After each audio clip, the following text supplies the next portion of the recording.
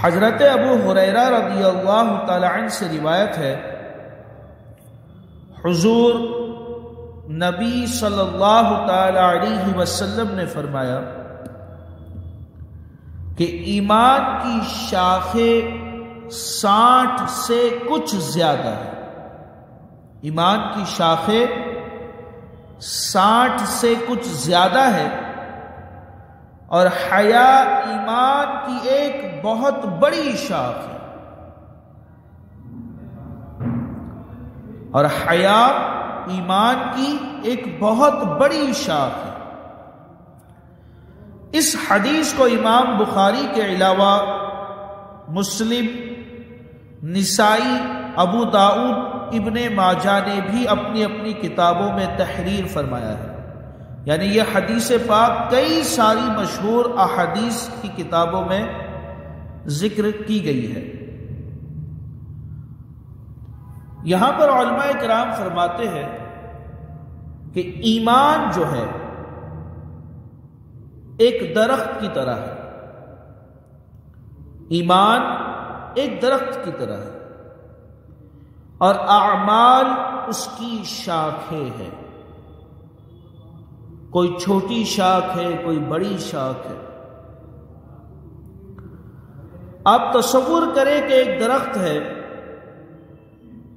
مگر اس کی ایک بھی شاخ نہیں ہے، کوئی پھل نہیں ہے اس پر، کوئی پودا نہیں ہے، کوئی شاخ نہیں ہے اس پر، تو کیا وہ درخت کسی کام کا ہے؟ آخرکار وہ لکڑی کو آگ کے جلانے کے لیے استعمال کیا جائے گا، یعنی وہ لکڑی جلائی جائے گی۔ یہ اگزامپل سے ہمیں سمجھایا گیا ہے، اب اس پر غور کریں تو بہت ساری چیزیں سمجھ میں آ جائیں کہ ایمان کو ایک درخت سے تشبیہ دی گئی ہے، اور اعمال صالحہ اس کی شاخیں ہیں۔ بالفرض اگر کوئی درخت آپ لے لیں کہ جس پر شاخیں نہ ہو، کوئی پھل نہ ہو، کوئی پتا نہ ہو، کوئی شاخ نہ ہو، تو وہ لکڑی جو ہے آج نہیں تو کل وہ کسی کام کی نہیں رہے گی اور وہ جلائی جائے گی۔ اسی طریقے سے مومن بندہ جب وہ اعمال صالحہ کرتا ہے تو وہ پھلدار درخت کی طرح ہے، جس کی کئی ساری شاخیں ہیں، خوب پھل ہے، ہرا بھلا ہے، دیکھنے کو بھی اچھا لگتا ہے، اور اس سے لوگ فائدہ بھی اٹھاتے ہیں۔ تو حضرت ابو ہریرہ رضی اللہ تعالی عنہ سے روایت ہے کہ حضور نبی کریم صلی اللہ تعالی علیہ وسلم نے ارشاد فرمایا کہ ایمان کی شاخیں 60 سے کچھ زیادہ ہے، اور حیا ایمان کی ایک بہت بڑی شاخ ہے۔ حیا ایمان کی ایک بہت بڑی شاخ ہے۔ حیا کے اوپر اگر احادیث جمع کی جائے تو ایک بہت بڑا باب بن جائے اور بڑی مفصل کتاب بن جائے۔ کئی ساری احادیث جو ہے حیا کے اوپر بیان کی گئی ہے، جیسے الحیاء لا یأتی الا بخیر، حیا نہیں لاتی مگر جو ہے بھلائی۔ الحیاء جزء من الایمان، حیا ایمان کا جز ہے، ایمان کا حصہ ہے، مگر معاذ اللہ ہمارا معاشرہ بے حیائی کی طرف بڑھا جا رہا ہے۔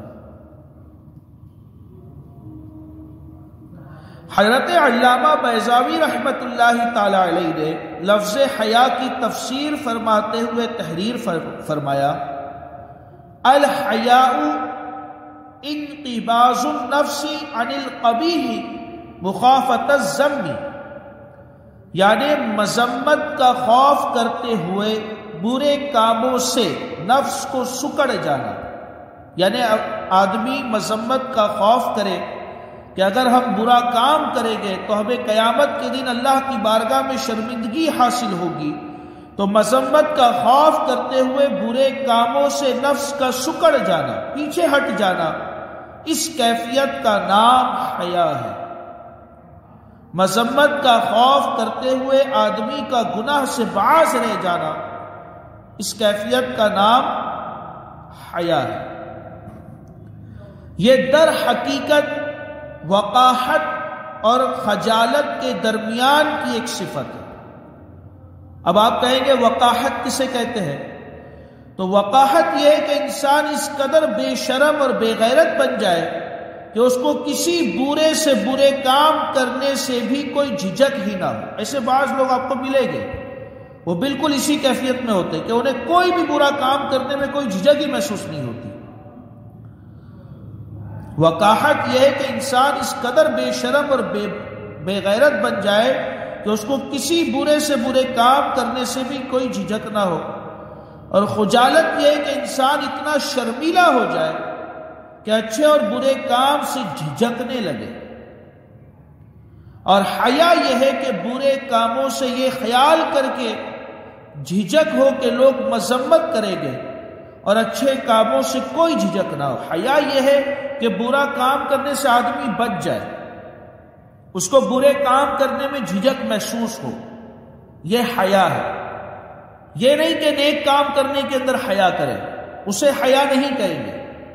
دعا کرنی ہے تو حیا کر رہا ہے، ہاتھ اٹھاؤں گا تو شرما رہا ہے کہ لوگ کیا کہیں گے، تو یہ حیا نہیں ہے۔ نیک کام کرنے کے اندر جھجک محسوس کرنا یہ حیا نہیں ہے۔ برے کام کرنے کے اندر جھجک محسوس کرنا اور اس سے باز رہ جانا یہ حیا ہے، اور نیکی کی کاموں میں پڑ جانا، نیکی کا کام بھلا جھجک کرنا یہ حیا ہے۔ تو حیا وقاحت اور خجالت کے درمیان کی کیفیت ہے۔ وقاحت اور خجالت یہ دونوں انسان کی مذموم اور بری صفت ہے۔ ایک یہ ہے کہ اتنا بے باک ہو گیا کہ جو من میں آ رہا ہے کیا جا رہا ہے، تو یہ تو ایک بری صفت ہے یا نہیں ہے؟ بری صفت ہے۔ اور ایک یہ کہ کچھ کر ہی نہیں سک رہا، اتنا شرمیلا ہے کہ نیک کام بھی نہیں کر سک رہا، تو یہ بھی ایک بری صفت ہے۔ تو حیا جو ہے ان دونوں کی درمیانی کیفیت کا نام یہ حیا ہے، اور اصل یہی ہے کہ آدمی برے کام سے اپنے آپ کو بچائے رکھے، یہ حیا ہے، اور نیکی میں بلا جھجک وہ نیکی کرتا چلا جائے، یہ حیا ہے۔ اور حیا انسان کی انتہائی محمود اور پسندیدہ صفت ہے۔ حیا انسان کی ایک اچھی صفت ہے۔ تو حیا ایمان کی شاخوں میں سے ایک بہت بڑی شاخ ہے۔ اللہ تبارک و تعالی ہمیں حیا میں سے حصہ نصیب فرمائے۔ آمین۔ وآخر دعوانا